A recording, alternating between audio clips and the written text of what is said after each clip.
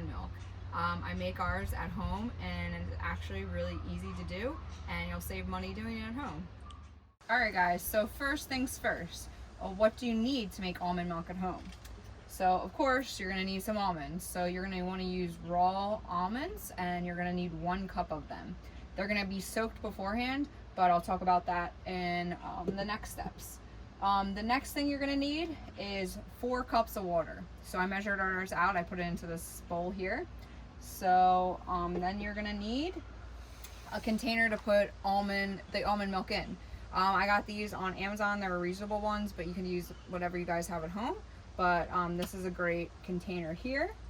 The next thing you're going to need is a nut bag. So this helps strain out the milk and takes off the skin from the almonds. So I got, again, this on Amazon.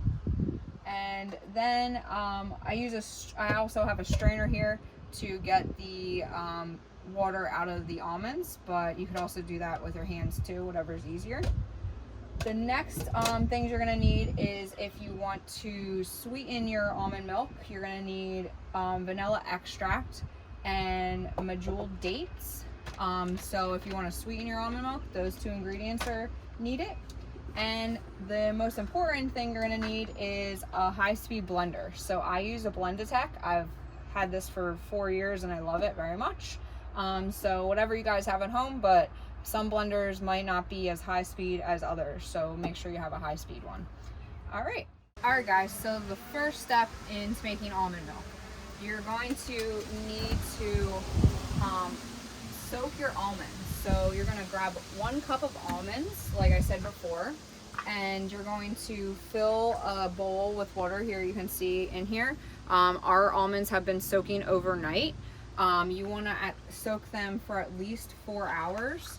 So it's a little bit of pre-planning in making your almond milk, but it's easy enough just to put a cup of almonds in a bowl and fill it with water and let it sit overnight. So that's the first step.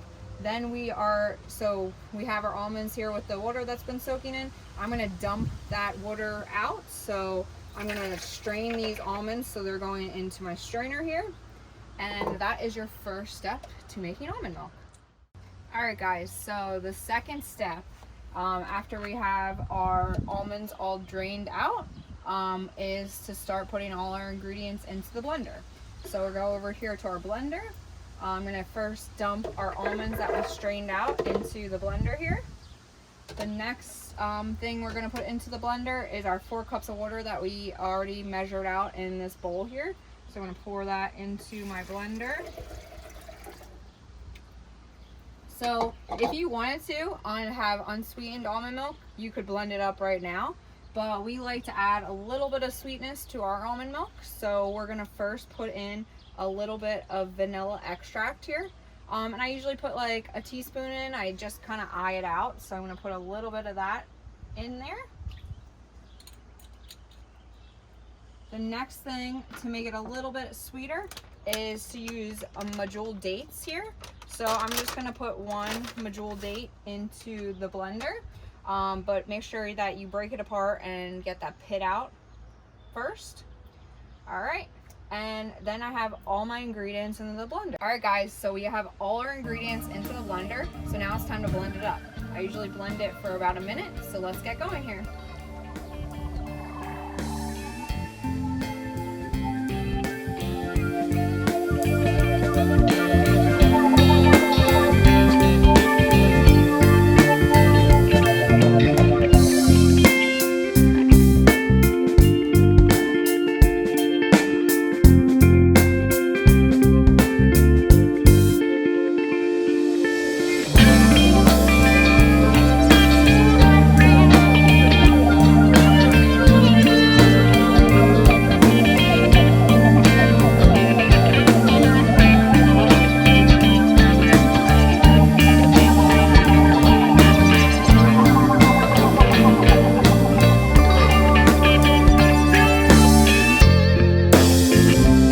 Alright guys, so you got everything blended.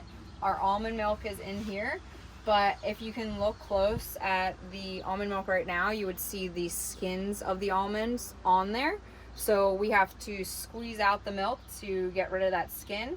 And this is a little bit of the tricky part and can be a little bit of messy part too, but it's actually really simple. So we're gonna first take our lid off. This is where the nut bag is going to come in play. And we have our bowl. So you wanna make sure you have a bowl. Hopefully this bowl is big enough for our purposes.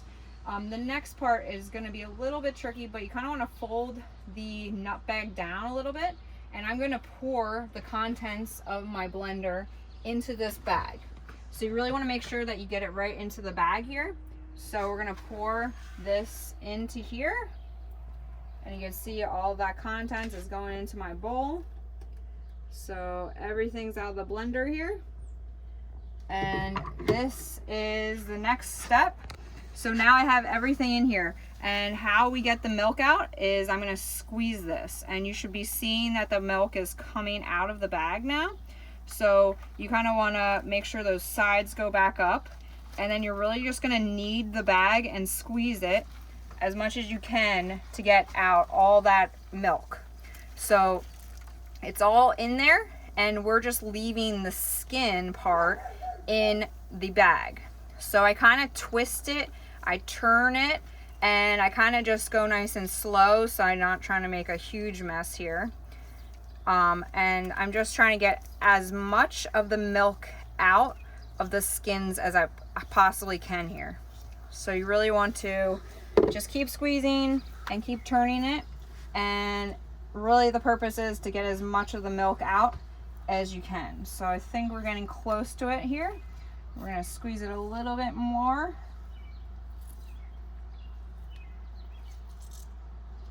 All right, that looks pretty good. So now I'm going to finish that part there and just clean off my hands, and we'll go to the next step. All right guys, so we made our almond milk. It's right in this bowl. The easiest way now to get it into my container here is actually pouring it back into our blender here. So I'm going to pour that back into my blender. I do that because it's a lot easier to pour into here as instead of using a bowl, so there's a nice little curved edge there. So we're going to pour this into our bowl. So I'm pouring this into my container here.